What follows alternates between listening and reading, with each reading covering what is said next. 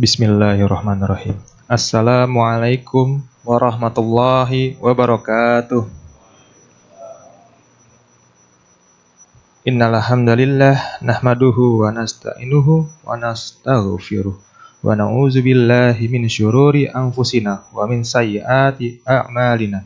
May yahdihillahu fala mudhillalah wa may yudlil fala hadiyalah. Wa asyhadu an la ilaha illallah wahdahu la syarikalah wa asyhadu anna Muhammadan abduhu wa rasuluh. Amma ba'du. Alhamdulillah, puji serta rasa syukur marilah kita panjatkan kepada Allah Subhanahu wa taala yang telah memberikan kita segala karunia serta nikmatnya kepada kita semua sehingga kita semua dapat dipertemukan oleh Allah Subhanahu wa taala untuk bertemu dan berkumpul di Masjid Baitul Tamam KPBC TMP Cikarang yang kita cintai ini.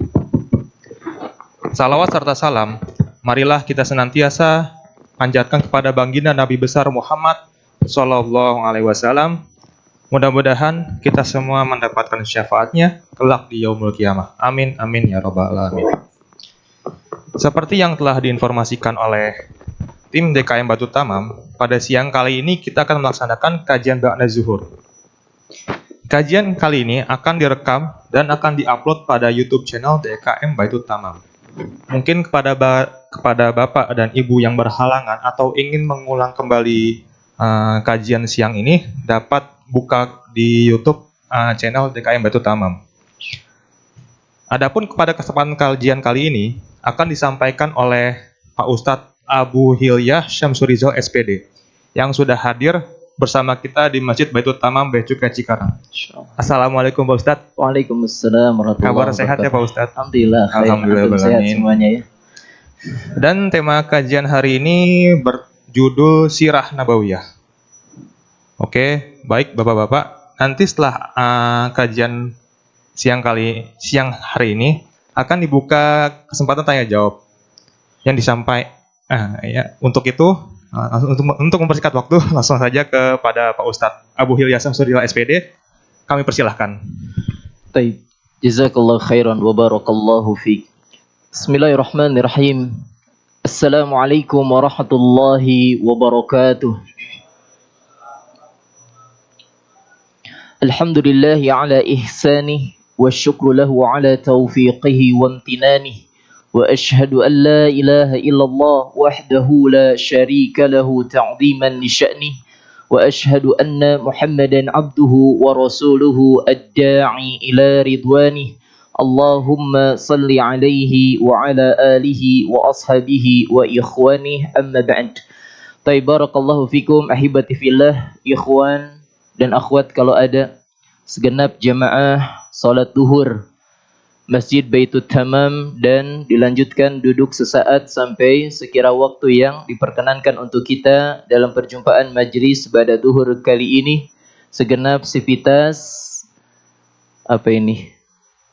KPBC TMP Cikarang. Masih benar kan ucap ini? Hampir lupa ya. Masya Allah. Baik antum yang Allah mudahkan untuk hadir di Masjid Baitul Tamam yang semoga Allah berkahi ini, ataupun antum yang menyimak kajian kita pada duhur kali ini dimanapun antum berada, dan mungkin nanti yang menyimak ulang melalui YouTube ya, channel YouTube yang semoga Allah senantiasa mudahkan segala urusan kebaikan kita semuanya. Amin ya rabbal alamin. Alhamdulillah, kita terus memuji Allah dan bersyukur atas segala nikmat, dan semoga Allah tetapkan dari kita semuanya tanpa terkecuali, semoga Allah golongkan masuk ke dalam hamba-hambanya yang pandai bersyukur. Amin ya rabbal alamin. Salawat dan salam semoga Allah curah limpahkan kepada Nabi kita yang mulia, Rasul kita yang tercinta, yakni Nabi yang mulia Muhammad Sallallahu Alaihi Wasallam, yang semoga salawat dan salam terus bersambung kepada keluarga beliau, kepada istri-istri beliau, dan kepada seluruh para sahabat yang Allah telah meridhoi mereka semuanya tanpa terkecuali dengan jannah dan surganya ya. Ya semoga Allah kelak kumpulkan kita bersama mereka. Amin ya rabbal alamin. Taib, dengan keterbatasan waktu dan ilmu yang berbicara di hadapan antum semuanya, maka insya Allah kita akan bahas dalam topik Sirah Nabawiyah ya. Sirah Nabawiyah. Sebagaimana kalau sebagian dari antum ada yang masih mengingat perjumpaan pertama pembahasan sirah dan baru sekarang yang kedua, di awal ana sudah sampaikan bahwasanya di antara mukjizat Nabi kita yang mulia sallallahu alaihi wasallam menurut Al-Hafidz Al-Imam Ibnu Katsir adalah sirah nabawiyah. Di antara jenis kemukjizatan Nabi adalah apa? Sirah Nabi. yakni perjalanan yang agung manusia pilihan Allah, yakni Rasulullah Muhammad sallallahu alaihi wasallam. Maka bibliografi beliau pun termasuk kata Ibnu Katsir adalah mukjizat. Termasuk yang akan hendak kita bahas pada bagian dari perjalanan beliau yang mulia sallallahu alaihi wasallam, banyak kemukjizatan yang akan terjadi ya.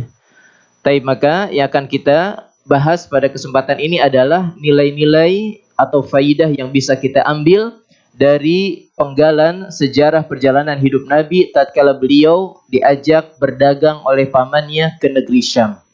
Ini perjalanan dagang Nabi kita yang mulia sallallahu alaihi wasallam kemana? Ke negeri Syam ya. Baik, masih apa yang kita ambil dari rujukan utamanya kitab Al-Fusul ya, fi Sirati Rasul dari Al-Hafidz Al-Imam Ibnu Katsir rahimahullah. Baik, coba kita perhatikan, berkata Al-Hafidz Al-Imam Ibnu Katsir rahimahullah, wa kharaja bihi ammuhu ila Syam. Maka setelah berganti, karena ada fase yang kita lewati, yakni setelah kelahiran Nabi, nasab-nasab Nabi ya, kemudian nanti ada usia susuan Nabi sampai ke pengasuhan Nabi. Maka pada penggalan perdagangan Nabi ke negeri Syam adalah ketika Nabi sudah berada dalam kepengasuhan pamannya. Siapa? Paman Nabi siapa? Abu atau Abdul? Abu apa? Abu. Abu Thalib ya. Kenapa Abu Thalib? Karena beliaulah syakik dalam bahasa Arab. Syakik itu adalah paman yang memang seayah. Kenapa? Karena kakek beliau Abdul Muthalib ya sama lah kebiasaan bangsa Arab, istrina lain hiji, bukan hanya satu ya. Ada yang menyebutkan 4 juga ya, istri dari Abdul Muthalib kakeknya. Maka dari Abdul Muthalib lahirnya 10 anak laki-laki, diantaranya ayahanda Nabi kita ya, yakni Abdullah. Dan dari istri atau dari ibu yang sama, paman Nabi yang seayah dan seibu adalah Abu Thalib. Makanya pantas ketika selesai kepengasuhan dari kakeknya yang sudah meninggal juga lebih dulu, berpindah ke Abu Thalib. Kenapa? Karena Abu Thalib adalah paman seayah dan seibu. Karena Nabi punya paman seayah beda ibu. Karena istri Abdul Muthalib lebih dari satu. Paham? Paham. Harus ditegasin lagi. Punya istri lebih dari berapa? Dari satu. Ya. Taib. Maka di antara kisah yang disebutkan ketika Nabi di bawah kepengasuhan pamannya Abu Thalib, kata Ibnu Katsir, wa kharaja bihi ammuhu ila Syam. Dan akhirnya Nabi diajak keluar oleh pamannya yakni Abu Thalib ke negeri Syam. Untuk apa? Disebutkan yakni fi tijarah, untuk berdagang. Wa huwa fi sintai asyrah sanah. Sedangkan saat itu Nabi sedang berumur 12 tahun. Apa yang antum pikirkan? 12 tahun gimana? Anak-anak atau remaja atau dewasa? Kalaupun antum masuk kategorikan remaja, lihat perdagangannya menuju ke tempat apa? Negeri Syam. Cung yang tahu surat yang menyebutkan kebiasaan bangsa Arab berdagang. Cung. Insyaallah ini hafidz Quran paling tidak juz 30 ya. Kalau turun lagi grade-nya Ad-Duha lah sampai Anas ya. Turun lagi At-Takasur sampai Anas. Kalau sampai dari At-Takasur sampai Anas, insya Allah surat itu pun ada di dalamnya yang bercerita tentang kebiasaan bangsa Arab adalah berdagang. Surat naon? Tawadu semua. Takut ria. Surat apa? Al-Quraisy. Masya Allah, barakallahu fiik ya. Nanti anak kasih hadiah antum ya. Insya Allah ada dalam tas ya. Al-Quraisy, yang kata Allah li ilafi Quraisy ilafihim rihlatash syita'i wasaib. Kebiasaan bangsa Quraisy, kebiasaan bangsa mereka adalah berdagang di musim dingin dan di musim panas ya. Jadi kebiasaan berdagang mereka acuannya adalah musim cuaca. Maka ketika musim dingin mereka berdagang kemana? Jadi mereka berdagang ke Yaman. Kenapa? Ke Yaman itu kalau ke yang hafal peta Mekah dan Madinah, Yaman itu di utara atau di selatan? Selatan. Masya Allah, barakallahu fi.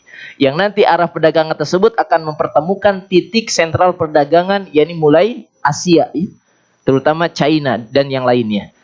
Adapun di musim panas berdagang ke negeri Syam. Syam itu di utara. Di utara kenapa? Karena di Mekah sedang musim panas, di utara itu masuk sentral perdagangan yang menuju batas Eropa. Meskipun Syam itu adalah awalnya 4 negara kalau sekarang ya. Apa saja? Palestina, Yordania, Lubnan, Libanon, dan Suria.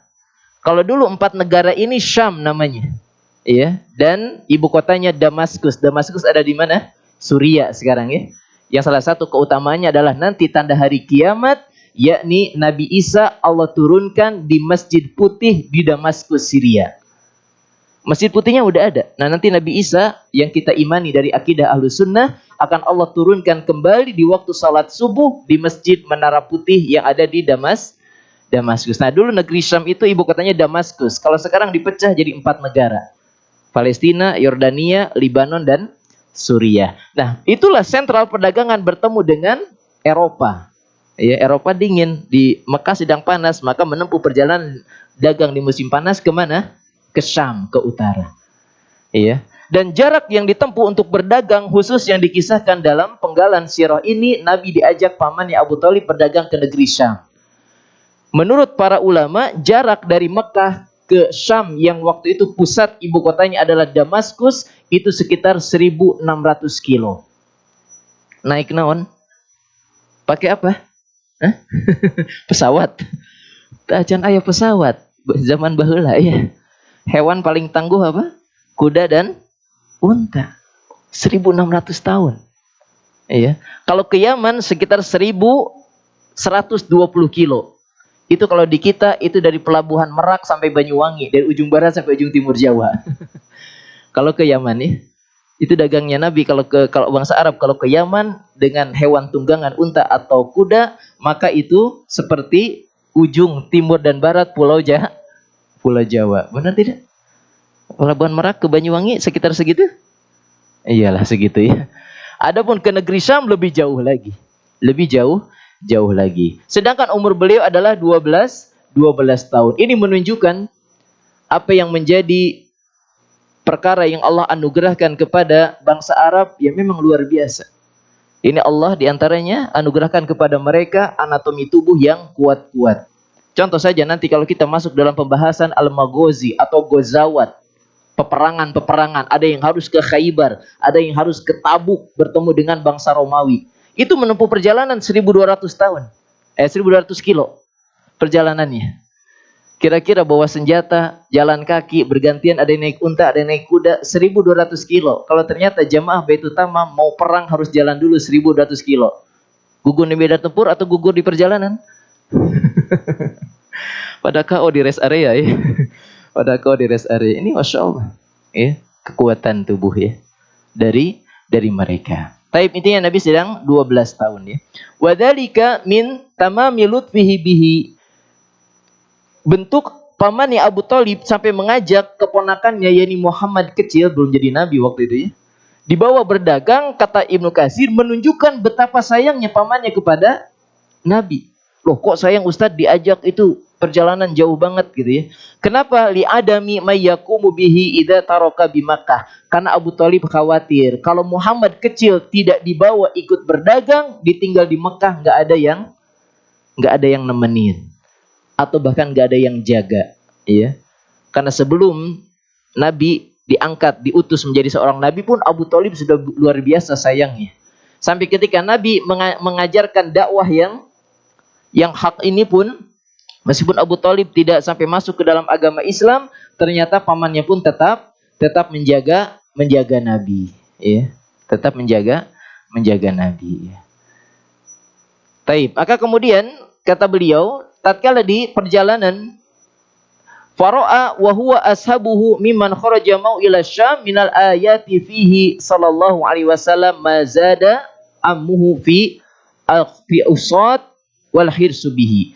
Ketika pamannya mengajak Nabi ikut berdagang beserta beberapa pembesar para Quraisy, itu semakin menunjukkan luar biasa. Berpindah ke pengasuhan pamannya pun ternyata pamannya begitu sayang kepada Nabi yang mulia sallallahu alaihi wasallam. Bahkan di dalam perjalanan tersebut, kalaulah hidayah Allah hujamkan kepada hati Abu Thalib, harusnya pamannya masuk Islam. Kenapa? Karena selama perjalanan muncul tanda-tanda kemukjizatan Nabi, tanda kutip, sebelum diangkat menjadi Nabi. Bahasa kita namanya apa? tanda-tanda kenabian di masih usia anak-anak sebelum diangkat menjadi nabi, istilahnya apa? Ada yang tahu? Hah? Karomah. Karomah untuk level wali-wali Allah dan orang-orang beriman. Apa namanya? Irhas. Zamannya irhasat. Ternyata selama di perjalanan tersebut sudah muncul tanda-tanda yang di luar daya nalar, kalaupun mau mereka memperhatikan. Kama rawahu Tirmidzi. Nanti hadisnya kita bacakan dengan lengkap Tirmidzi ya. Fi jami'ihi bi isnadi rijaluhum kulluhu thiqat. Dalam periwayatan Imam Tirmidzi yang perawi hadis tersebut semuanya adalah terpercaya. Di antaranya apa tanda-tanda kekuasaan tersebut? Yakni min tadlili al-ghamamatu lahu. Pertama, ketika menempuh perjalanan tadi ke negeri Syam. Ke negeri Syam itu musim panas, musim dingin? Musim panas. Karena Syam itu di atas ke utara nanti akan bertemu dengan sentral untuk jalur perdagangan Eropa. Ada tiis lah Eropa ya. Musim panas, 1.500 kilo lebih. Panas luar biasa, padang pasir. Maka di antaranya muncullah tanda kekuasaan Allah sebagai tanda-tanda kenabian sebelum Nabi diangkat menjadi Nabi. Yang pertama dengan adanya naungan awan. Jadi sekelompok kafilah dagang Abu Thalib dan para pembesar Quraisy yang di dalamnya ada Muhammad kecil usia 12 tahun. Ternyata selama perjalanan yang luar biasa, apa bahasa Cikarang? Panas, cetar membahana ya. Panas pol ya. Itu naungan awan terus. Luar biasa. Dinaungi oleh awan. Kemudian juga wa mailu syajarah bidilliha alaih. Kemudian kalau ternyata harus beristirahat di pepohonan, nanti kisahnya lebih lengkap lagi dalam hadis Tirmidzi. Ini disebutkan secara global saja oleh Ibnu Katsir. Yang kedua adalah apa? Bayang-bayang pohon. Pohon yang ada yang rindang. Kemudian kafilah dagang misalkan 20 orang. Kemudian pas istirahat pasti mereka memilih berteduh di bawah pohon tersebut. Ketika ada bagian matahari, kemudian ternyata mereka pasti memilih di bawah bayang-bayang pohon tersebut. Dalam riwayat nanti ketika Nabi mau ikut, cek orang Sunda mengiuhan, tahu ngiuhan? Berteduh. Maka area yang teduh dengan bayang-bayang pohon tersebut sudah dipenuhi oleh kafilah dagang rombongan yang duduk di sekitar itu. Maka Nabi gak kebagian di tempat teduh. Maka Nabi pun duduk di area yang panas. Namun ternyata bayang-bayang pohon bergeser pindah ke Nabi. Di luar daya nalar atau tidak? Enggak tahu. Atau kalau antum mungkin pakar cuaca, bisa saja mungkin dibahas secara ilmiah. Tapi bagi kita yang awam, bayang-bayang yang tadinya di sini, ujug-ujug lah. Tiba-tiba pindah ke Nabi. Harusnya itu bisa diambil pelajarannya oleh kafilah dagang yang waktu itu kumpul dan ikut bersama Nabi.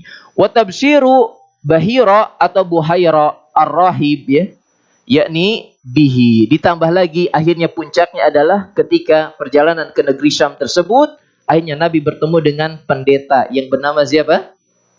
Bahira. Ada yang menyebut Bahira, ada yang dibaca Buhaira.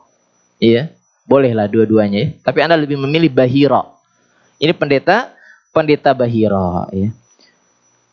Yang ketika pendeta Bahira tersebut, pendeta namanya. Kalau bahasa kita di Islam apa? Ustadz kan ya? Pendeta paham tentang isi kitabnya atau tidak? Ya harusnya paham. Di kita pun ustadz harusnya paham isi Al-Quran atau tidak? Harusnya paham. Kalau enggak namanya apa? Ustadz ya. Kalau tambah eng baik apa buruk? Ustadz tambah eng, mustad. Bagus apa buruk? Kalau ulama tambah eng, ngulama. Jelek apa buruk? Konotasinya negatif. Maka pendeta pun paham tentang isi kitab sebelumnya. Mau Taurat kayak mau Injil. Di antara yang telah dikabarkan di kitab-kitab samawi sebelumnya, benar setelah Nabi Isa akan datang utusan Allah. Disebutkan dalam Injil, mimba dismuhu Ahmad dalam surat As-Saff. Setelah Nabi Isa akan datang utusan Allah namanya Ahmad. Kita sudah bahas nama-nama Nabi yang lain selain Muhammad namanya apa? Ahmad. Nama lain dari Nabi ada Ahmad, ada Al-Mahi, ada Al-Muqafi dan seterusnya yang pernah kita bahas. Ternyata pendeta Bahira ini ketika mendapati rombongan kafilah dagang menangkap sinyal itu. Apa kata Bahira dalam kisah disebutkan oleh Ibnu Katsir, wa amarahu li ammihi birruju bihi li alla yurahu al-yahud fayarmuhunahu su'an. Kata pendeta Bahira, singkatnya kata Imam Ibnu Katsir, Bahira tahu ini Muhammad kecil, calon pemimpin besar dunia ini, yakni utusan Allah. Kata Bahira, bawa pulang lagi anak kecil ini. Siapa walinya? Nanti dalam hadis, aku walinya, Abu Thalib. Maka kata pendeta, bawa kembali anak kecil ini. Jangan sampai dia didapati oleh orang-orang Yahudi. Kenapa orang Yahudi? Salah satu hobinya orang Yahudi apa? Membunuh para nabi. Hobi bunuh para nabi. Serem nggak?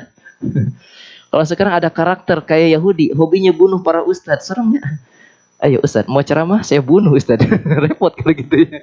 Yahudi hobinya apa? Yaktuluna ambiya'ahum bighairi haq. Tukang ngebunuh para nabi tanpa alasan yang hak. Ya, karena Nabi Isa pun dikejar-kejar itu oleh Yahudi.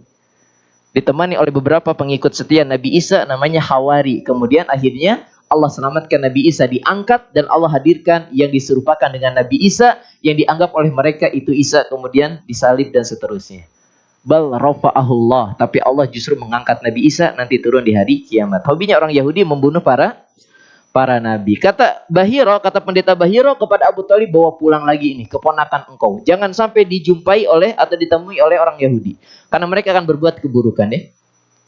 Wal hadisi lahu mafudun wa fihi ziyadat akhar ya. Jadi hadis yang membicarakan hal ini cukup banyak dan bahkan banyak pengiring atau penguat hadis-hadis yang lainnya. Tsumma kharaja saniyan ila Syam. Nah, dalam kisah Nabi berdagang ke negeri Syam disebutkan Ibnu Katsir, kemudian beberapa tahun berikutnya Nabi pun kembali keluar berdagang ke negeri Syam untuk kali keduanya.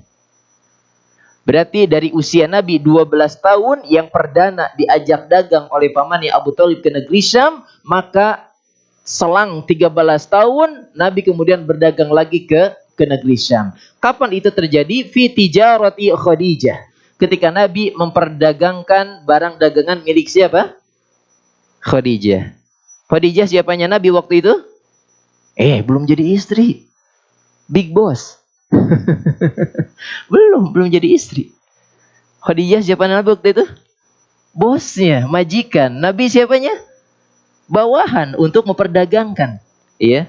Fi Khadijah bintu Khuwailid ya. Bintu Khuwailid, Khadijah adalah putrinya Khuwailid. Bintu Khuwailid radhiyallahu taala anha. Ma'a gulamiha Maisarah. Yang ketika akhirnya Khadijah sudah mendapat kabar sebelumnya ada seorang pemuda yang terkenal dengan solih, jujur, bahkan digelari oleh bangsa kafir musyrikin gelarnya apa? Al-Amin, yang terpercaya. Khadijah tertarik, penasaran, mana itu si fulan yang namanya Muhammad tersebut? Mau nggak memperdagangkan barang dagangan aku ke negeri Syam? Hanya singkat kisah, Nabi mau untuk membawa barang dagangan Khadijah, milik Khadijah yang saudagar kaya, tapi waktu itu statusnya apa? Janda. Janda tua atau janda muda? Ada yang tahu? Ada yang menyebutkan waktu itu hubur Khadijah akhirnya menikah dengan Nabi 28 tahun. Janda muda, janda tua? Janda muda. Janda herang atau janda bening? Gak usah dibahas ya. Pokoknya janda ya. Karena sudah menikah 2 kali, namun dengan pengalaman hidup beliau belum mau nikah lagi. Banyak yang ingin melamar Khadijah namun semuanya tidak diterima. Maka akhirnya jadilah Nabi membawa barang dagang milik Khadijah. Dan Khadijah mengutus untuk menemani perjalanan dagang Nabi ini dengan seorang pegawai Khadijah. Namanya Maisarah. Siapa namanya? Maisarah. Laki-laki atau perempuan? Maisarah, laki-laki atau perempuan? Laki-laki. Nggak mungkin yang menemani Nabi dagang kemana? Jarak berapa? 1.600 kilo, nggak mungkin perempuan. Maisarah itu laki-laki di Arab sana. Di kita Maisarah namanya perempuan. Kalau Maimunah laki-laki perempuan? Perempuan di Arab juga. Kalau antum tahu thaqafah, culture-nya bangsa Arab punten ya. Meskipun bukan berarti wah lu Ustaz nama saya harus diganti kalau begitu, bukan. Contoh bangsa Arab ketika memakai nama Firman, Firman itu laki-laki perempuan, di kita laki-laki. Di Arab untuk siapa? Perempuan. Contoh Amin. Amin itu buat siapa? Perempuan di sana. Meskipun sering diperkuat jadi Aminah. Itu ya. Contoh ya. Nah, ini memastikan pegawai Khadijah yang menemani Nabi untuk berdagang adalah Maisarah, dia adalah laki-laki ya. Ala sabilil qirad, dengan metode perdagangan qirad. Qirad ini kalau bahasa kita mas sistem mudharabah bagi hasil. Modal dari siapa? Khadijah beserta barang aset dagangannya. Tenaga dan waktu dari siapa? Nabi Muhammad. Dan ternyata nanti antum yang sudah paham sirah bagian penggalan ini Bagaimana luar biasa keuntungan yang didapatkan oleh Khadijah ya. Faro'a Maisarah ma baharahu. Maka ketika menemani Muhammad dalam perdagangan tersebut, Maisarah pun terkagum-kagum dengan karakternya Muhammad yang dipilih oleh Khadijah untuk membawa barang dagangan. Apa nilai-nilai yang bisa diambil dari ceritanya Maisarah ketika menemani Muhammad yang ditunjuk untuk membawa barang dagangan Khadijah ke negeri Syam? Kita ambil dari pelajaran Umar bin Khattab. Yang ini menunjukkan Khadijah cerdas. Kenapa? Karena nanti ujung-ujungnya apa? Jatuh cinta atau tidak? Siapa yang jatuh cinta? Khadijah ya. Bahkan kisah sudah datang lebih awal dari kita. Bukan aib kalau perempuan yang menyatakan lebih dulu pengen dinikahi. Tidak perlu laki-laki yang nembak dulu duluan. Apalagi sekarang perempuan sadar diri. Waduh, jumlah saya pesaing lebih banyak. Laki-laki makin langka. Apalagi yang solih kayak antum. Ada yang masih Joko? Joko apa? Jomblo kokoh. Jomblo kokoh. Atau di sini gak ada masih Neng Siti? Neng Siti apa? Single tiada akhir. Taib ya. Akhirnya nanti kan Khadijah jatuh cinta. Kata para ulama ini Khadijah cerdas. Ternyata di balik apalah tanda kutip mempekerjakan Muhammad untuk memastikan perangai karakter Muhammad itu seperti apa. Maka diutuslah Maisarah untuk memotret Muhammad ini gimana dalam perjalanan dagangnya. Makanya kita ambil kisah tentang Umar bin Khattab ketika bertanya kepada orang siapa yang mau bersaksi dan mengenal orang ini benar-benar orang baik. Jadi ada orang yang dihadirkan, Umar pengen tahu pernyataan orang-orang yang tahu tentang dia ini baik atau tidak. Maka muncul seseorang, saya wahai Amirul Mukminin, saya bersaksi dia orang baik, kata orang tersebut. Akhirnya kata Umar bertanya, hal anta jarun mulasik, apakah engkau tetangga dekat dia? Kenapa? Karena kalau tetangga dekat, ta'rifu madkhalan wa makhrajan. Kalau engkau tetangga dekat, kiri kanan atau depan belakang hanya ya sudah pembatas saja, pintu dekat dengan pintu tetangga tersebut, engkau akan tahu aktivitas harian dia, kapan dia keluar, kapan dia masuk, apa aja pekerjaan dia. Kata orang ini yang mau bersaksi menguatkan si fulan ini baik, bukan, aku bukan tetangga dekat. Kata Umar apa lagi?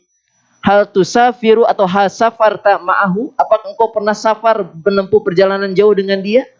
Kata dia, belum pernah. Terus kata Umar, hal ta'amalta bidinarin wa dirham, engkau pernah bermuamalah dengan dia urusan duit atau tidak?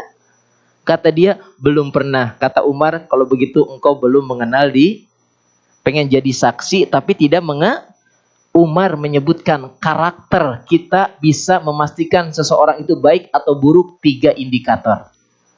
Satu apa? Pernah bertetangga, apalagi dalam kurun waktu yang lama. Makanya apa? Tetanggaku idolaku. Kalau konotasinya baik kan ya? Tetanggaku idolaku. Kalau konotasinya negatif gimana? Tetangga kok. Nah itu tahu. Tetangga kok gitu sih. Itu konotasinya baik apa buruk? Buruk. Itu bertetangga. Yang kedua, sedang safar. Orang bisa ketahuan karakternya. Apalagi safarnya dulu susah. Padang pasir, panas. Makanya as-safaru yusfir. Safar itu menyingkap karakter seseorang. Sabar atau enggak, ambekan apa enggak gitu ya. Ketika ada masalah trouble di perjalanan, gimana dia tawakal kepada Allah atau tidak, sering nyalah-nyalahin teman perjalanan atau tidak. Itu safar, tahu karakter seseorang. Yang ketiga apa? Urusan duit. Urusan duit. Salat iya, puasa iya, tapi kerjasama sering khianat. Nah gimana? Salat iya, umroh ulang-ulang, tapi hutang belum bayar. Mesti kan begitu? Kan nggak bisa, repot. 3 ukurannya. Nah Khadijah menangkap informasi dari Maisarah. Subhanallah. Kata Maisarah, 2 nilai baik dari Muhammad sudah kita potret. Pertama, pas safar Muhammad itu luar biasa. Adabnya, karakternya, perangainya. Bahkan kalau dipilih sebagai pemimpin safar, pokoknya udah maslahat kalau Muhammad yang memimpin. Yang kedua, urusan dagang, urusan duit. Berarti bawa barang dagangan Khadijah untuk dijual di negeri Syam, ada keuntungan atau tidak? Bisa saja kabur atau enggak? Bisa. Tapi Muhammad dalam sirah yang sebagian dikuatkan oleh para ulama, barang Khadijah habis di negeri Syam, Nabi Muhammad belikan lagi ke barang-barang di negeri Syam yang langka di Mekah. Maka sampai di kota Mekah, sebelum lapor ke Khadijah, itu barang-barang yang dibeli dari negeri Syam dijual dulu di Mekah. Keuntungannya berapa kali lipat? 2. Barang Khadijah dijual habis di Syam, hasil dari penjualan barang Khadijah dibelanjakan barang-barang produksi yang ada di mana? Di negeri Syam. Dibawa ke Mekah, dijual lagi ke penduduk Mekah. Laku lagi atau tidak? Laku lagi. Semuanya penghasilan ya dari penjualan tersebut dikembalikan kepada Khadijah. Baru kemudian mudharabah bagi hasil entah 60-40%. Maka menunjukkan akhirnya potret Muhammad pun dikagumi oleh Khadijah radhiyallahu taala anha. Faragabat ilaihi ayyatazawwajaha. Maka akhirnya dengan laporan dari Maisarah, spionase lah mata-matanya Khadijah ya. Coba kamu perhatikan nanti Muhammad itu gimana bawa barang dagangan kita. Ternyata akhirnya kepincut, jatuh cinta. Maka kata Ibnu Katsir, akhirnya Khadijah pun tertarik untuk menikahi ya dan meminta Nabi untuk menikahi Khadijah ya. Lama rahubat fi jami'il khair. Ya kemudian ketika terjadinya pernikahan ini, inilah awal kisah terkumpulnya berbagai kebaikan pada dua sosok lawan ketika Khadijah menikah dengan Nabi, kebaikan apapun terkumpul. Muhammad sosok suami idaman, Khadijah sosok istri idaman juga. Makanya nanti kalau antum paham kisah tentang bagaimana cemburunya Aisyah, padahal Khadijah sudah meninggal lama. Tapi ketika adiknya Khadijah sering bertamu ke rumah Nabi, yang namanya Halah, Assalamualaikum, Assalamualaikum. Kata Nabi, suaranya seperti Khadijah. Kata Aisyah, Khadijah deui. Padahal Khadijah udah lama. Lihat, kecemburuan Aisyah kepada istri Nabi dulu yang sudah menikah. Kira-kira kalau Khadijah masih hidup, Aisyah makin cemburu atau tidak? Tambah cemburu lagi. Padahal sudah meninggal aja dicemburu atau tidak? Ya wajar, Aisyah kan masih sweet 17 ya. Masih ababil ya. Ya. Tapi maka ternyata pas datang adik ipar Nabi Halah Khadijah. Sampai dalam satu riwayat ketika Aisyah cemburu kepada Nabi tentang Khadijah, ketika disebut-sebut lagi nama Khadijah, kata Khadijah, yakni apa? Hadmun hasin au kamakol ya. Kata dia orang tua yang sudah banyak tanggal giginya gitu. Kok dicemburui? Maksudnya disebut-sebut lagi. Makanya Nabi membungkam kecemburuan Aisyah. Kata Nabi, amanat bi id kafaran nas. Dialah satu-satunya yang beriman kepadaku ketika manusia semuanya kufur. Dalam ayat yang lain, li'annaha yurzaqahullahu al-aulad. Dengan pernikahan dengan Khadijah lah Allah anugerahkan aku anak Antum yang sudah tahu, anak-anak Nabi dari keturunan menikah dengan siapa? Khadijah saja. 6 anak-anak Nabi itu dari rahim Khadijah. Dengan Aisyah, dengan Saudah, dengan Sofia, dan seterusnya istri Nabi 10 yang lainnya nggak ada keturunan. Keturunan Nabi hanya dari Khadijah. Siapa? Abdullah, Qasim, Ruqayyah, Zainab, Ummi Kulsum, dan Fatimah. Karena kalau Ibrahim itu bukan dari Khadijah, tapi dari budak Nabi yang diberikan oleh Raja Moikhotus, yakni Maria Al-Qibtiyah dari Mesir, suku Qibti. Maka dari Maria Qibtiyah lahirlah Ibrahim ya. Jadi anak-anak Nabi ada 7, 6-nya dari siapa? Khadijah, 1 dari Maria Al-Qibtiyah. Dari istri yang lain, dari 10 istri yang lain nggak ada keturunan. Maka kata Nabi, kalau engkau terus cemburu kepada Khadijah, ketahuilah hanya dari Khadijah lah Allah anugerahkan aku keturunan. Langsung diam Aisyah ya. Langsung diam. Taib ahibati fillah, iwan dimulakan Allah Subhanahu wa taala. Inilah sepenggal kisah tentang 2 kali perjalanan Nabi dagang ke negeri Syam ya. Ke negeri Syam. Lihat, di antara faidah yang pertama tentu saja yang menunjukkan tentang kegigihan, etos kerja yang luar biasa, kebiasaan positif yang sudah terjaga turun-temurun dari bangsa Arab adalah berdagang. Adapun khusus perdagangan ke negeri Syam, menurut bagian para ulama adalah itu sudah dimulai dari kakek Nabi yang kedua, buyut, yakni Hashim. Muhammad bin siapa? Bin Abdullah bin Abdul Muthalib bin Hashim bin Abdul Manaf bin Qusay bin Kilab bin Lu'ay bin fi harbin, enggak apa lagi kan. Harusnya 21 keturunan nih. Sampai nanti ke Adnan, Ismail dan Ibrahim alaihissalam ya. Jadi dari Hashim sudah biasa berdagang ya, berdagang ya. Dan ternyata dari strategi perdagangan mereka dengan 2 kali berdagang musim panas ke Syam, musim dingin ke Yaman, itu untuk memenuhi kebutuhan 1 tahun. Luar biasa. Hitung-hitungan mereka. Dengan perdagangan 2 kali musim panas, musim dingin, untuk memenuhi kebutuhan mereka selama 1 tahun di kota ditambah sebagian mereka menghabiskan hartanya kalau ada jamaah haji untuk menjamu mereka. Makanya orang-orang Quraisy kenapa berhak untuk memegang kunci Ka'bah ataupun Masjidil Haram lah, mengurus Masjidil Haram. Mereka memuliakan para tamu Ada yang bertanya, Ustadz memang sebelum Nabi jadi Nabi dulu ada ibadah haji atau tidak? Ada. Ada. Dulu orang kafir musyrikin juga ada beberapa ibadah atau tidak? Ada, termasuk berhaji. Contoh, mereka ada tawaf atau tidak? Tawaf. Cuma apa yang menjadi kekeliruan mereka? Tawafnya telanjang untuk laki-laki. Kalau mereka tidak mendapati pakaian yang tidak pernah mereka pakai untuk melakukan dosa. Mereka tahu pakaian sehari sering dipakai itu sering dipakai berdosa. Tapi untuk tawaf harus pakai baju yang tidak pernah dipakai berzina, main judi, mabok-mabokan, harus pakaian suci. Kalau di Mekah tidak ada yang meminjamkan dan tidak ada yang bisa dibeli, mereka tawafnya malam-malam sambil telanjang. Kemudian kekeliruan mereka juga kalau tawaf, di tawaf itu ada 2 patung dulu awalnya, namanya Isab, Nailah. Siapa mereka? 2 sejoli yang melakukan perzinahan di dalam Ka'bah. Gak tanggung-tanggung ya, zina di dalam Ka'bah. Maka Allah hukum jadi patung, kemudian dikeluarkan untuk jadi pelajaran. Nih, kalau melakukan perbuatan senonoh di rumah Allah, lihat langsung Allah hukum. Untuk jadi pelajaran awal-awalnya. Kurun demi kurun, waktu demi waktu, lama-lama ketika mereka tawaf, itu malah diusap. Isap Nailah itu kalau tawaf mereka diusap patung itu. Termasuk ketika Nabi tawaf dengan Zaid bin Harisa, Zaid masih melakukan peninggalan bangsa kafir musyrikin, diusap. Patung Isab dan Nail itu. Kata Nabi, jangan kau sentuh dia. Pas muter lagi, Zaid bin Harisa ngusap lagi. Kata Nabi, jauhi apa yang dilarang oleh Allah. Baru Zaid bin Harisa, anak angkat Nabi, langsung taat kepada Nabi. Contoh lagi, mereka ibadah haji. Namun ketika salah satu kekeliruannya, mereka ketika wukufnya di mana?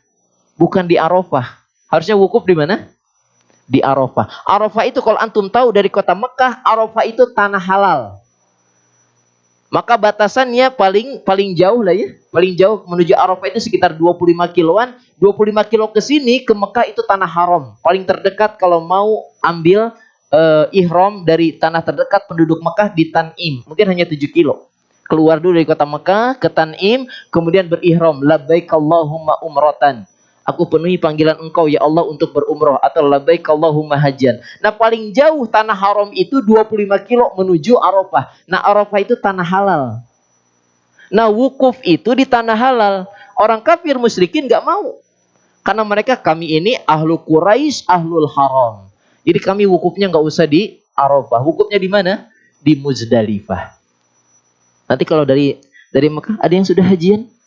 Dari Mekah itu kalau menuju ke Arafah mana dulu? Mekah, Mina, Muzdalifah, baru Arafah, gitu ya. Nah, nanti ada jarak sebutnya Aqobah lah ya. Untuk Jamarot itu untuk lontar jumroh gitu ya. Nah, sampai Muzdalifah itu masih tanah haram. Nah, wukuf itu nggak boleh di tanah haram, tapi di tanah halal.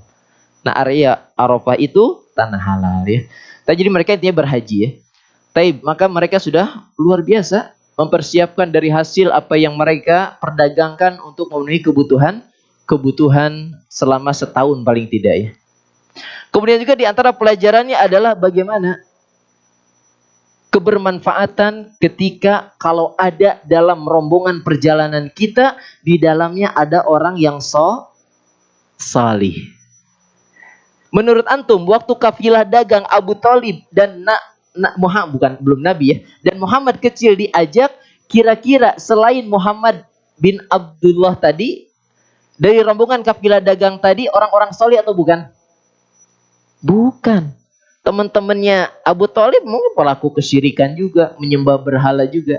Kenapa? Karena kita tahu ada buku namanya Al-Ahnaf. Al-Ahnaf itu apa? orang-orang yang masih selamat akidahnya ketika ada masa fatrah kevakuman, tidak ada nabi yang diutus setelah Nabi Isa. Nabi lahir tahun berapa? 571 Masehi ya. Nabi diangkat 40 tahun, berarti sekitar 600 tahun tidak ada kenabian setelah Nabi Isa. Maka kerusakan di muka bumi merata semuanya.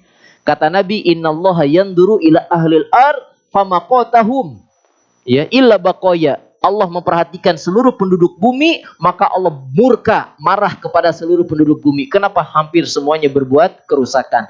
Illa baqaya, kecuali hanya sedikit. Nah, sedikit ini al-ahnaf. Siapa saja? Di antaranya Muhammad. Muhammad, Nabi kita, sebelum diangkat jadi Nabi pun tidak pernah melakukan pelanggaran seperti orang kafir Quraisy. Tidak pernah telanjang, tidak pernah kemudian juga memakan hewan sembelihan yang tadinya mau dipersembahkan untuk berhala-berhala. Enggak pernah Nabi itu. Enggak pernah berzina, enggak pernah. Nabi sebelum jadi Nabi saja perbuatannya suci. Kenapa hikmahnya? Agar orang kafir musyrikin jangan membongkar aib Nabi dulu. Gimana kalau Nabi sebelumnya melakukan catatan-catatan kemaksiatan? Pas tiba tugas kenabian, orang kafir pegang track recordnya. Gimana kata orang kafir? Allah Muhammad manehge baheula kitu. Boleh gitu ya? Allah Muhammad, kau salah, kau usah dakwahin kami begitu. Dulu juga kamu pernah melakukan hal itu. Dibongkar atau tidak? Dibongkar. Sama seperti Nabi Musa dulu. Nabi Musa ketika kabur dari Fir'aun yang pertama kali karena membunuh seseorang ya. Tujuannya bukan membunuh. Cuma mukul doang. Cuma karena Nabi Musa kuat, pukulannya telak ya. Pukulan dari Nabi Musa berakibat apa? Pindah alam. Innalillahi wa inna ilaihi raji'un. Nabi Musa takut, kemudian lari, kabur, biar tidak ditangkap oleh Fir'aun. Setelah 10 tahun, ada tugas untuk mendakwahi Nabi Fir'aun tersebut. Nabi Musa balik lagi ke Mesir. Pas mendakwahi Fir'aun, Fir'aun masih ingat, bukankah dulu pernah membunuh kaumku? Dibongkar lagi track recordnya. Makanya Nabi Muhammad tidak pernah melakukan dosa-dosa sebelum diangkat menjadi Nabi. Masya Allah ya. Makanya ketika kafilah dagang Abu Talib, di dalamnya ada Muhammad kecil, ada hikmah, ada orang solih di dalamnya. Tadi Anda belum selesai. Siapa saja contohnya? Al-Ahnaf, orang-orang yang masih menjaga akidahnya. Di antaranya adalah pamannya Khadijah, yang pendeta juga. Yang ketika Nabi Muhammad pertama didatangi Jibril, kemudian takut dibawa oleh Khadijah. Nanti itu kisah berikutnya. Siapa pendetanya namanya? Waraqah bin Naufal. Waraqah bin Naufal ini Al-Ahnaf, masih lurus akidahnya, tidak ikut-ikutan berbuat kesyirikan. Iya, tidak ikut-ikutan berbuat kesyirikan. Makanya ketika nanti kisah tersebut tiba, Nabi dibawa oleh Khadijah untuk ditenangkan, ketemu dengan pamannya yang ahlul kitab juga. Akhirnya Waraqah bin Naufal berkata apa? Sungguh kalau saat itu tiba, yakni engkau pasti akan diusir dan disakiti oleh kaummu, karena tidak ada seorang yang Allah pilih sebagai nabi kecuali pasti disakiti oleh kaumnya. Kata Waraqah bin Naufal, kalau masa itu tiba dan aku masih hidup, aku akan bela habis-habisan engkau. Buktinya Waraqah beriman. Kalau nanti tiba saatnya Nabi sudah diangkat menjadi Nabi, kata Waraqah, aku akan bela engkau. Waraqah mengimani, tahu dalam kitab Injil setelah Nabi Isa akan ada Nabi Muhammad dan tanda-tandanya semuanya ada pada Nabi SAW. Jadi orang solih. Ya. Satu lagi kalau tidak salah disebutkan siapa ya? Zaid bin Amr atau masalahnya bin Naufal, anak agak lupa ya, satu lagi. Itu termasuk Al-Ahnaf. Artinya kalau ada yang menyebutkan, Ustadz, bukankah wajar di masa vakum fatrah tidak ada kenabian, kemudian ada yang jatuh pada kesyirikan, maka diampuni dosa-dosanya oleh Allah? Tidak, buktinya masih ada yang Hanif. Al-Ahnaf jama dari Hanif. Ya, golongan yang lurus ya. Tapi kemudian juga di antaranya etos kerja yang kemudian dimunculkan dari kafilah dagang tersebut luar biasa. Dengan menempuh perjalanan 1000 km lebih, luar biasa. Mereka tangguh semuanya. Nah, terakhir Anda akan bacakan kisah tentang pertemuan dengan Bahira ya. Di hadis yang cukup panjang ya. Intinya diriwayatkan oleh Abu Musa Al-Asy'ari radhiyallahu ta'ala anhu dalam Sunan At-Tirmidzi bahwasanya paman Nabi Abu Talib kemudian mengajak Muhammad tadi di usia 12 tahun untuk berdagang ke negeri Syam yang jaraknya sekian dan di musim di musim panas ya. Namun ternyata dalam riwayat tersebut disebutkan ada beberapa gejala-gejala yang aneh. Tadi awan menaungi, kemudian pas tiba di sebuah tempat untuk singgah, kemudian ternyata Nabi tidak kebagian bayang-bayang pohon tersebut, maka bayang-bayang pohon untuk berteduh Nabi berpindah. Kaget tuh kafilah dagangnya, urang tadi geus ngiuhan, gini jadi panas gitu. Pindah ikut sama Nabi. Nah, tiba puncaknya ternyata di rute perjalanan yang setiap kafilah dagang menuju negeri Syam pasti bertemu dengan rumah Bahiro tadi pendeta. Padahal kafilah dagang ini bukan pertama kali lewat tempat Bahiro, namun ternyata setiap kafilah dagang lewat, Bahiro tidak pernah keluar dari rumahnya. Pas kafilah dagang Abu Thalib bersama ada Muhammad kecil di dalamnya, maka Bahiro ketika tahu mereka istirahat sedang menurunkan pelana unta atau kudanya, Bahiro keluar. Sedang berkumpul beberapa orang Abu Thalib dan orang-orang pembesar Quraisy yang lain, ada Muhammad kecil di dalamnya, Bahiro menyelinap masuk. Kemudian memegang Muhammad. Maka kata Bahiro, inilah calon pemimpin di muka bumi ini. Abu Thalib kaget. Dari mana engkau tahu? Iya. Pertama kata Bahiro, sudah dikabarkan di kitab kami sebelumnya. Dan aku mengetahui ada tanda, yang disebut oleh Bahiro, ada tanda sebesar buah apel di bawah tengkuk Muhammad. Atau tulang rawan di sini. Ini ada tulang rawan nih. Yang selangkah di sini di atas. Ada tulang rawan itu. Ya. Nah di bawahnya Nabi punya tanda kenabian, disebut stempel kenabian sebesar apel. Ada yang menyebutkan itu sebetulnya tahi lalat, cuma besar. Dan memang dalam tentang profil fisik Nabi, di tahi lalat tersebut memang tumbuh beberapa rambut. Makanya dalam kisah seorang sahabat yang menempuh perjalanan untuk berjumpa Nabi dari negeri Persia. Siapa?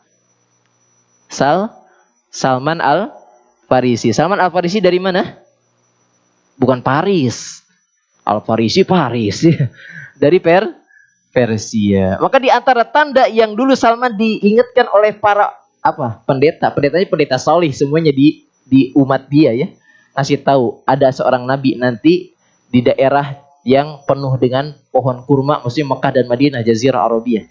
Maka engkau cari dia. Tanda-tandanya gimana? Salah satunya adalah ada stempel kenabian. Tanda yang lainnya, dia tidak menerima sodakoh, tapi kalau hadiah diterima. Setelah dua tanda yang pertama dibuktikan oleh Salman, tanda yang ketiga nyari stempel kenabian. Akhirnya tiba saatnya ketika ada yang meninggal, Nabi yang urus jenazah tersebut, Nabi yang nurunkan jenazah, Salman naik ke pohon. Semoga tersingkap nih baju Nabi pas nurunin jenazah. Ternyata belum juga kesingkap, akhirnya Salman turun dari depan Nabi, kemudian berputar ke belakang Nabi. Nabi tahu ini orang nyari sesuatu dari saya. Maka ketika Salman ada di belakang Nabi, Nabi sengaja jatuhkan jubah Nabi.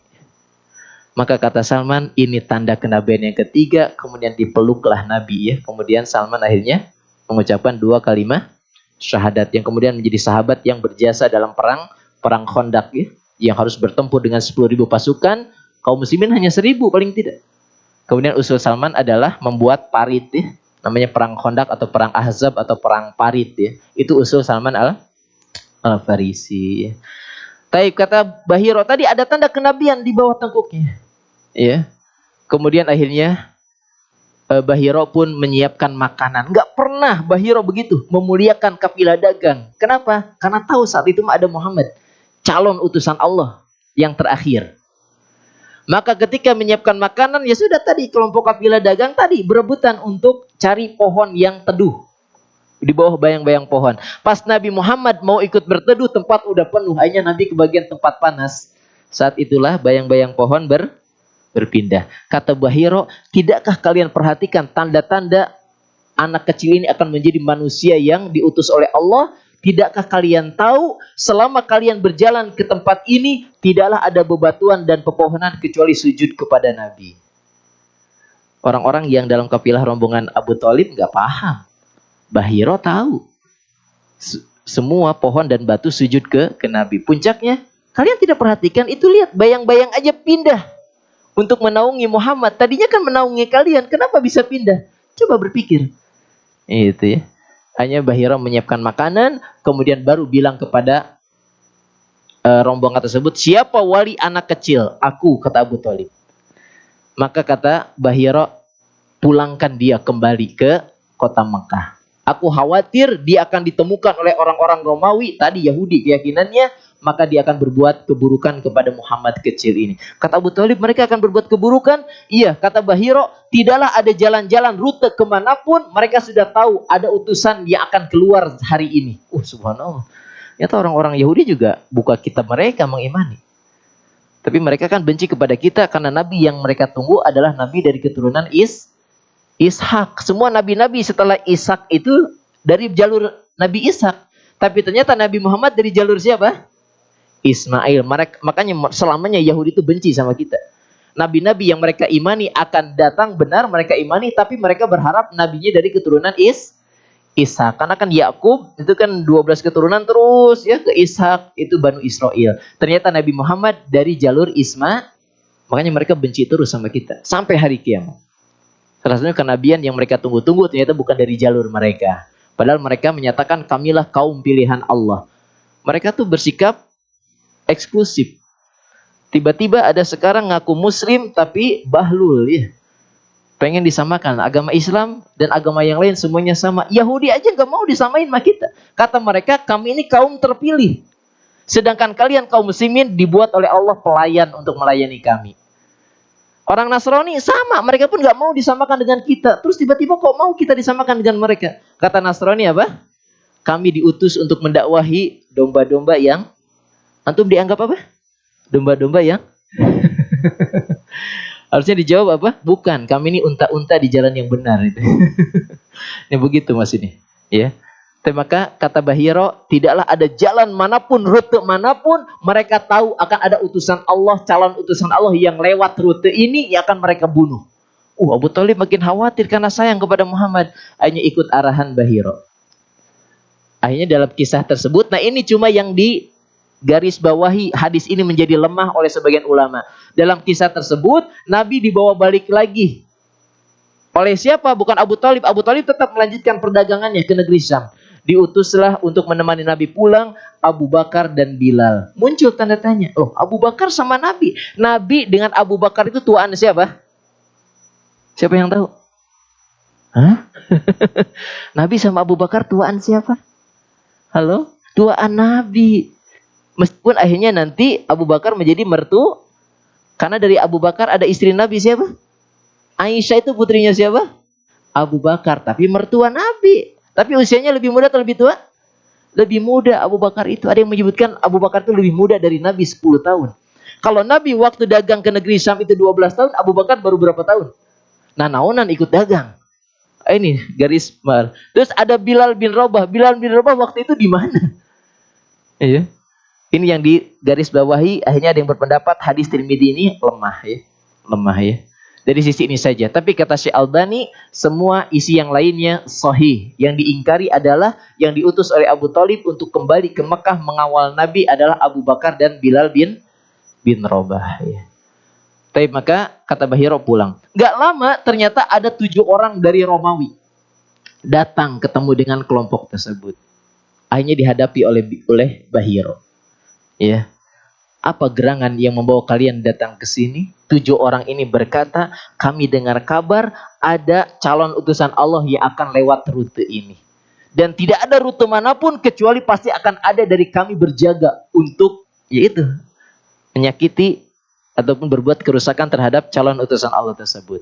Akhirnya Bahiro membela. Kata Bahiro, bagaimana menurut kalian? Kalau Allah, Rabb kita semuanya sudah menetapkan sesuatu, apakah bisa kita hindari?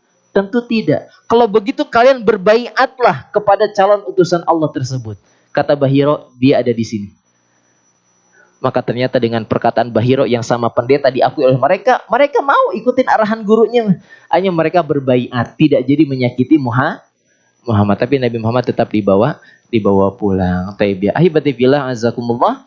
Maka inilah ya beberapa faidah yang bisa kita ambil dari perjalanan berdagangnya Nabi. Berarti Nabi sudah ditempa di usia kecil pun. Di usia 12 tahun masih kecil lah. Mau 1 SMP ke mau dengan jarak perjalanan sekian kilo, ribuan kilo dengan kondisi yang sulit, luar biasa. Sudah ditempa apa yang jadi mental Nabi SAW. Kemudian kisah yang kedua, ya akhirnya Nabi menyempurnakan kembali berdagang dengan nilai-nilai Ya, makanya sekarang ada yang sering bikin quote sih. Kalau engkau mau berdagang dan benar engkau tidak punya modal, maka modalmu bukan dalam bentuk uang, tapi apa? Amanah, gitu ya. Betul tidak?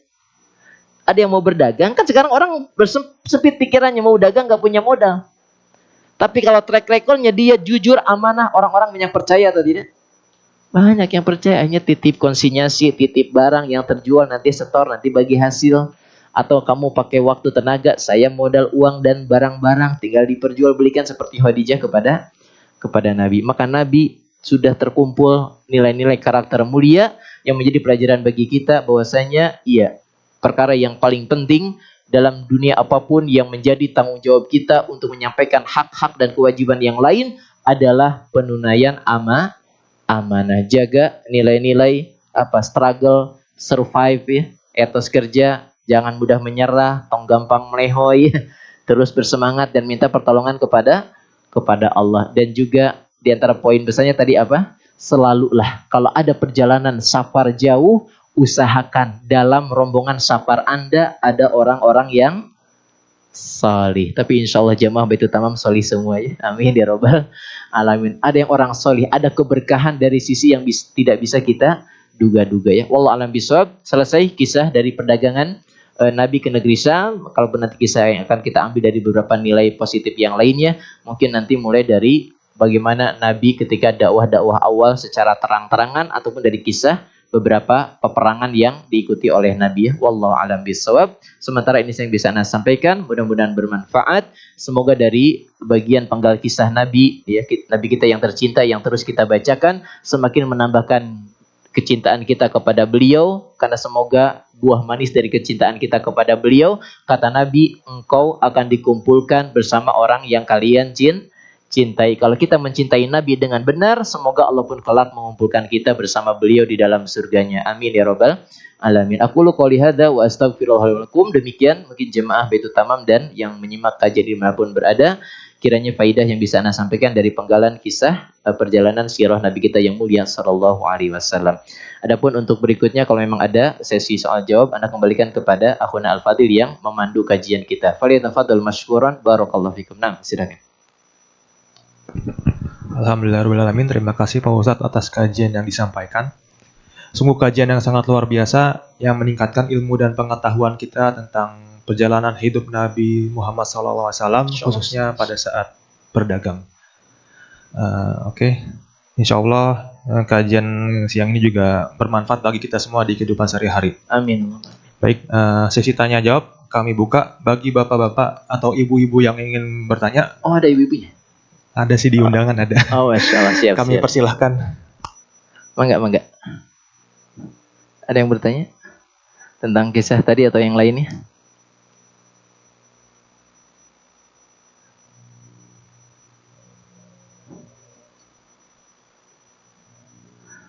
Paham semua atau bingung semua? Karena anak guru biasanya kalau anak tanya kepada murid pada diam, pilihannya cuma satu, udah paham atau bingung semua. Monggo kalau ada yang bertanya. Tidak ada? Ada? Cukup?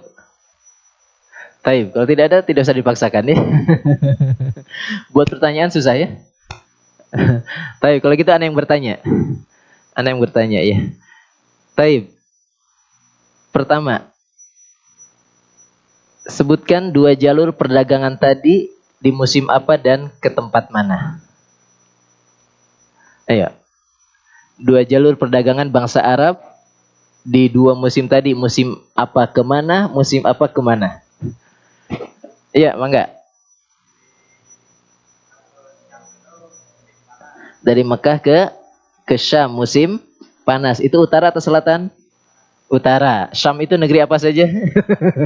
Enggak lah, lanjut terus. Terus musim dingin. Berapa jarak masing-masing? Masya Allah, barakallahu fiik. Baik. Satu lagi. Sebutkan tanda benar-benar kita mengenal karakter baik buruknya seseorang. Indikatornya ada 3 kata Umar bin Khattab tadi. Siapa yang bisa memastikan seseorang dianggap mengenal fulan yang lainnya? Apa saja tadi 3 tanda tersebut? Cung? 1. Bertetangga. Pernah safar. Pernah berbisnis urusan duit. Masya Allah, barakallahu fi. Nih, minuman aja, minuman energi. Jazakallah khairan. Cukup kiranya apa yang bisa Anda sampaikan semoga bermanfaat. Adapun hal-hal yang kurang ya dan mungkin ada yang keliru, jelas itu keterbatasan ilmu yang berbicara di hadapan antum semua dan juga dari syaitan. Ana mohon ampunan kepada Allah Subhanahu wa taala. Tetap majelis yang kita hadiri di dalamnya, doa terbesar kita adalah semoga menjadi sebab kebaikan, tambahan ilmu yang bermanfaat, yang mewariskan amal solih sebagai bekal kita yang terbaik untuk berjumpa dengan Allah Subhanahu wa taala. Amin ya rabbal alamin. Demikian dari ana, kiranya dicukupkan demikian. Aqulu qouli hadza wa astaghfirullah li wa lakum wa sallallahu ala nabiyyina Muhammadin sallallahu alaihi wa alihi wasallam wa akhiru da'wana alhamdulillahi rabbil alamin. Assalamualaikum warahmatullahi wabarakatuh. Baik, terima kasih kepada Ustaz Abu Hilya Samsurizal SPD yang telah meluangkan waktunya pada siang hari ini dan berkenan memberikan kajian dan berbagi ilmu yang tentunya sangat bermanfaat bagi kita semua. Selain itu, terima kasih juga kepada bapak-bapak dan ibu-ibu yang telah hadir dan berpartisipasi dalam kajian ilmiah Badazura hari ini. Semoga apa yang dibahas tadi dapat memberikan manfaat dan menjadi bekal kita dengan lebih baik lagi. Serta semoga kegiatan kajian dalam acara kajian Badazur ini dapat menjadi kebaikan untuk kita semua. Amin amin ya rabbal alamin. Saya selaku MC izin undur diri dan memohon maaf jika terdapat hal yang kurang berkenan dalam membawakan acara kajian kali ini.